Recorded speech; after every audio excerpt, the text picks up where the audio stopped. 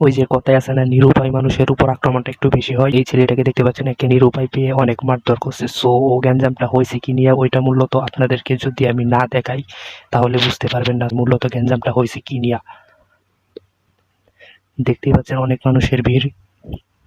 Actually guys অনেক মারামারি হয়েছে, সো ওইটা আমি দেখাইলাম না। এই যে দেখতে পাচ্ছেন সামনে যে জমিটা, মূলত এই জমিটা নিয়ে গ্যাঞ্জাম হয়েছে। হ্যাঁ, গ্যাঞ্জাম অ্যাকচুয়ালি হইতো না। গ্যাঞ্জামটা হওয়ার কারণ হয়েছে যে কিছু সমাজে কিছু থার্ড পার্সন মানুষ আছে যারা, আর মহিলাদের কথা কি বলবো, ওরা তো আছেই। মহিলাদের পাশাপাশি মহিলারা আর কি একটু বিষয়টা গরম করে দেয়, তারপরে গ্যাঞ্জামটা বেশি হয়। সো ঠিক তেমনইভাবে আরও কিছু থার্ড পার্সন পুরুষ আছে যারা কি করে, একজনের কানে আরেকজন, এই যে যে বাঙালি ভাষায় একটা কথা আছে না যে হোলি নাকি ঢুকায়া দেয়, ওইটা ঢুকায়া দেয়।